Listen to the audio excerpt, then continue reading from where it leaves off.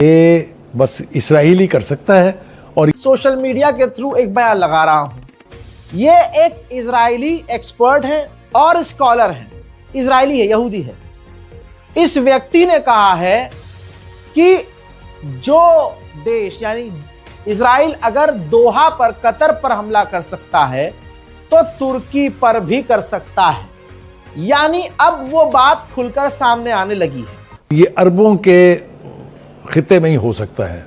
آپ کہیں بھی نہیں ہیں, نہ آپ کی کوئی عزت ہے, نہ آپ کی کوئی اوقات ہے.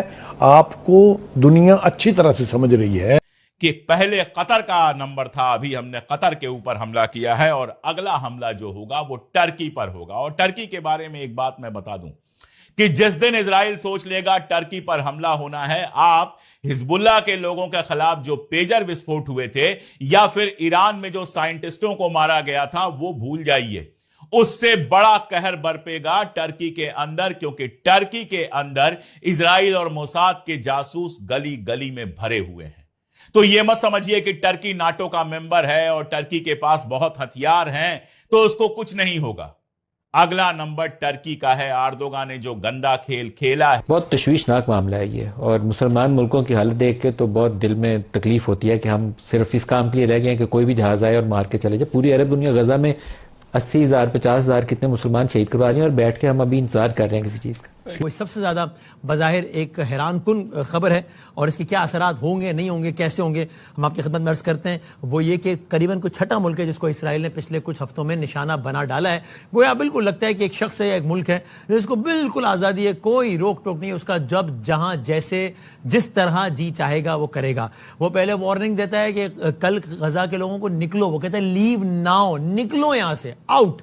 وہ کہتا ہے ہم نے 1,30,000 فوجی ریزرو رکھے ہیں. وہ کہتا ہے کہ ابھی تو یہ چلے گا, ابھی تو ہم نے آغاز کیا ہے. وہ کہتا ہے ہم جو 50 بلڈنگیں گرائی ہیں یہ تو ابھی صرف آغاز ہے. وہ کہتا ہے کہ اگلے سال تک یہ معاملہ چلے گا.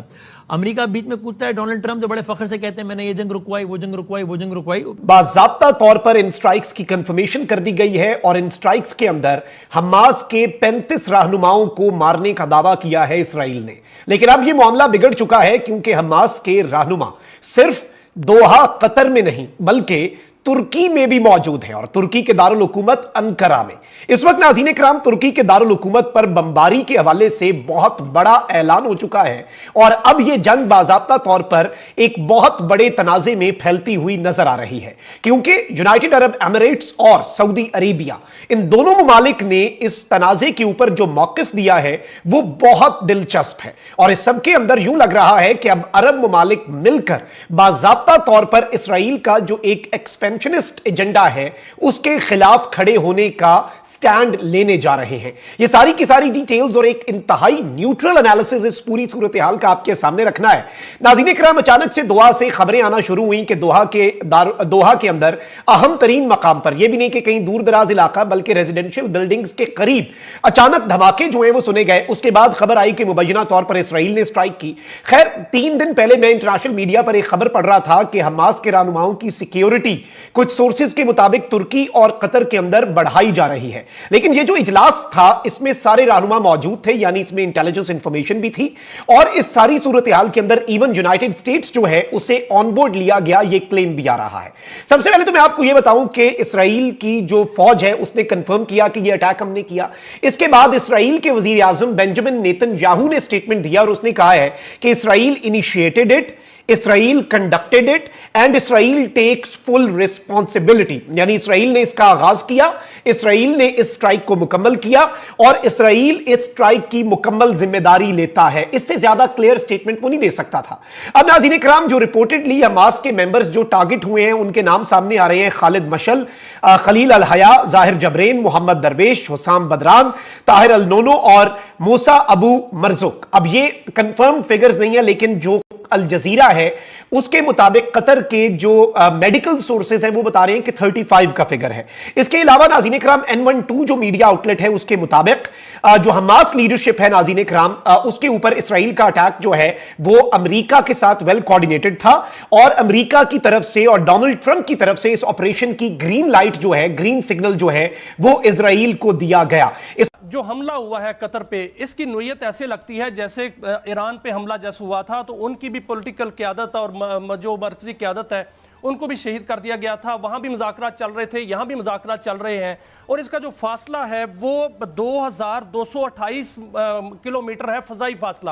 کیا کوئی طیارہ آیا, ڈرون حملہ کیا گیا, یا کوئی میزائل فائر ہوا؟ یہ ایک بات ہے. دوسری بات ہے کہ کیا یہ پورے عرب ورلڈ کو جو ہے وہ چیلنج کیا گیا ہے؟ اس کے بعد کسی اور ملک پر بھی حملہ ہو سکتا ہے.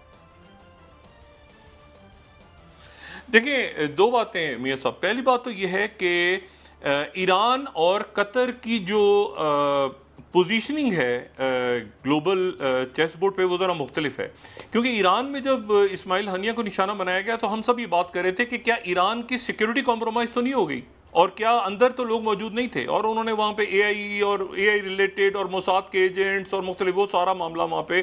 اور یہ نہ صرف یہ کہ اسماعیل ہنیہ, بلکہ اس کے بعد جب ایران اور اسرائیل کی جنگ ہوئی تو اس کے دوران بھی آپ کے ذہن میں ہوگا کہ ان کی جو عسکری قیادت تھی ان کو نشانہ بنایا گیا ایران میں, اور وہ کہا یہ گیا کہ وہ ایران کے اندر ہی ان کو مختلف موساد کے ایجنٹس موجود تھے جنہوں نے نشانہ بنایا ان کے عسکری شخصیات کو, عمارتوں کو. بلکہ اسماعیل ہنیہ کے بارے میں تو یہ بات کی گئی کہ 2 مہینے پہلے سے وہاں ایکسپلوزیو رکھے ہوئے تھے اس عمارت میں جہاں پہ وہ انہوں نے قیام کرنا تھا. اب آپ نے جو نقطہ اٹھایا یہ بڑا امپورٹنٹ ہے. پوزیشننگ کے حوالے سے میں کہوں کہ ایران کے اندر تو یہ سیکیورٹی, لیکن قطر ایک اوپن جو ہے وہ ملک ہے, اور دوحہ میں آپ دیکھیں, دوحہ میں جو ہے وہ سینٹ کام کی ایئر بیس بھی ہے. اور جب ایران پہ اٹیک ہوا تھا تو آپ کو یاد ہوگا کہ ایران نے جواب میں قطر کے اوپر بھی ایک میزائل داغے تھے اس رات کو, لیکن قطر آن بورڈ تھا. یعنی قطر کو یقیناً ایران نے پہلے بتا دیا تھا کہ بھئی ہم یہاں پہ اٹیک کریں گے, لیکن یہ ہے کہ آپ اس کے نتیجے میں وہ بیسز خالی ہو گئی تھی سینٹ کام کی, اور سارا معاملہ. پاکستان جو ہے وہ دوست ممالک کے پاس جاتا ہے کہ آ کے یہاں پہ انویسٹمنٹ کریں کیونکہ سمجھتا ہے ہمارے ان سے اچھے تعلقات ہیں. لیکن دوست ممالک جب اٹھتے ہیں اور ڈالر لیتے ہیں, اپنے ریال لیتے ہیں, پاؤنڈ لیتے ہیں, تو وہ جا کے بھارت میں بیٹھ ہوا تھا. اب دیکھنا یہ ہے جو آپ نے نقطہ اٹھایا کہ یہ جو اٹیک ہے یہ ابھی تو اسرائیل نے کہہ دیا کہ ہم نے فضائی حملہ کیا ہے. اب فضائی حملے کی نوعیت یہ ہے کہ وہ یہاں پہ سینٹ کام بھی ہے, ذہن میں رکھیں قطر میں سینٹ کام ہے. وہ سینٹ کام جو اس پورے ریجن کو دیکھتی ہے, اس سینٹ کام کا ہیڈ کوارٹر جو ہے وہ قطر میں ہے. اب اسرائیل یہ کہہ رہا ہے کہ جی ہم نے امریکہ کو آن بورڈ لیا تھا.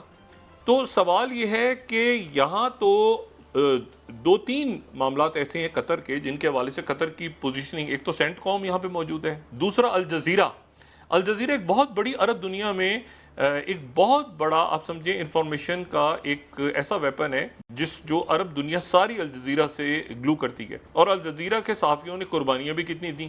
قطر وہ ملک ہے جس نے ڈونلڈ ٹرمپ کو دنیا کا قیمتی ترین طیارہ جو ہر آسائش سے جو ہے نا وہ پر تھا, ڈونلڈ ٹرمپ کو قطر وزٹ پر وہ طیارہ اس کو گفٹ کیا تھا. And this is a shocker.